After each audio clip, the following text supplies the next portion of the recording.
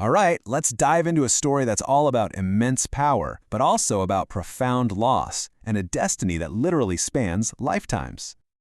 I mean, that premise right there just grabs you, doesn't it? We're not just in some classic fantasy setting. This whole story is built around a really fascinating question. What on earth happens when this ancient spiritual power, cultivation, slams head-on into the brutal, gritty reality of a modern apocalypse? And this is the absolute heart of our story. It's not your typical hero's journey. Nope. This is a story defined by loss. Loss so deep, so complete, that our guy had to lose it all twice just to gain a power that's born from the absolute ashes of his life. So, let's start with his first life. A life that, by all accounts, should have been one of incredible privilege and power.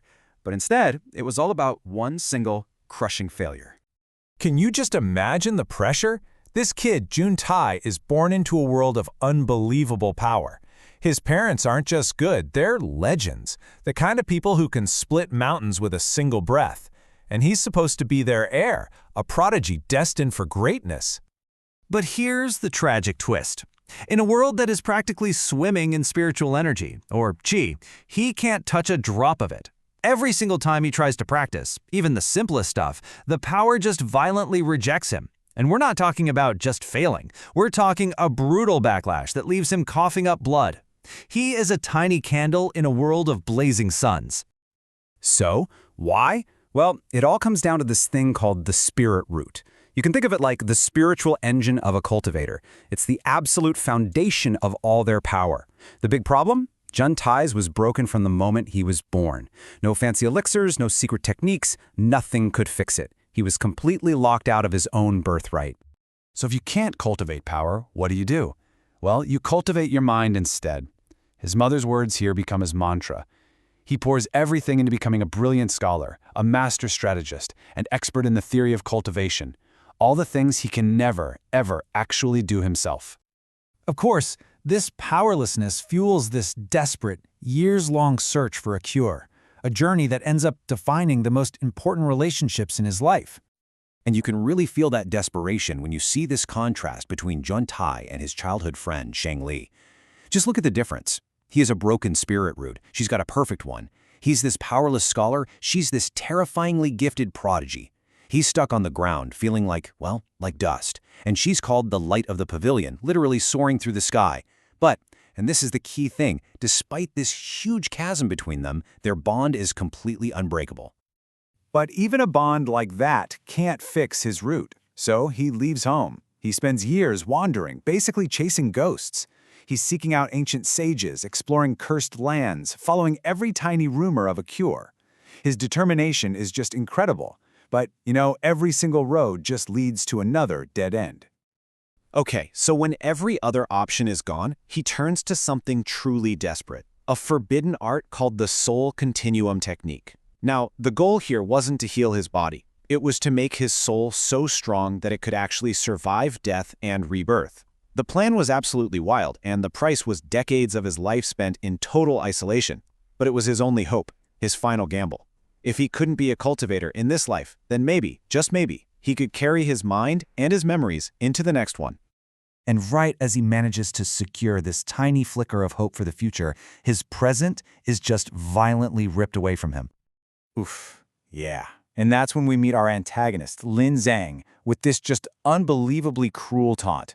He's the jealous rival, the one who can't stand the bond between Juntai and Shangli. These words, they're just dripping with contempt for Juntai, and they're about to set off a truly brutal confrontation. The Lin family attacks, and his home is burning. Juntai, with zero spiritual power, just draws a simple sword. He knows there's no way he can win. He's not fighting for victory, he's fighting for time. Time for his parents to escape, and time for that secret technique, the one hidden in his soul, to be ready. As Lin Zhang's sword goes right through his chest, this is his final thought. It's so defiant. It's not a prayer, it's not a curse, it's a command. He's activating the soul continuum technique, forcing his soul to remember, ensuring that his death isn't the end. It's just a transition. And you know what? It works. Just look at this timeline. It's a huge journey for his soul. His first life ends in fire. Then, 200 years just pass. He's reborn, with no memory of his past, as just an ordinary kid on a planet we call Earth. And then, his entire new world shatters. So this is where the story just takes this massive, jarring turn. We're shifting gears from high fantasy straight into a modern-day apocalypse. So for 18 years, he gets to live a totally normal, peaceful life. He has parents who love him, he does well in school, it's all fine.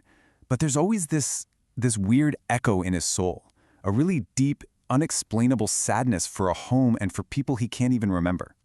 And then, bam, it all happens at once. On his 18th birthday, the apocalypse kicks off. A wave of spiritual energy floods the entire planet. In all that chaos, there's a car crash, and his new family is gone. The sheer shock of that second loss, that same tragedy repeating itself, it just shatters the seal on his soul. And 200 years of memories, all the pain, the love, the failure, it all comes rushing back in a single overwhelming instant. And this is the moment. This is where 2 lifetimes of absolute tragedy finally forge something totally new, something impossibly powerful. Okay, so this is the big question, right? His spirit root was broken. The technique was just supposed to save his memories, not fix his body. So what changed? Why would this life be any different? And here is the absolutely incredible answer. His spirit root wasn't just healed. The 200-year journey of his soul, a soul that had been tempered by loss and knowledge, it combined with the sudden, violent flood of spiritual energy on Earth. This completely unique event didn't just repair his foundation, it forged an entirely new one, a celestial core, something perfect, primordial, and powerful beyond anyone's wildest dreams. And you can see the result right here. That very first cultivation technique he ever tried, the one that always ended with him coughing up blood, he now does it instinctively.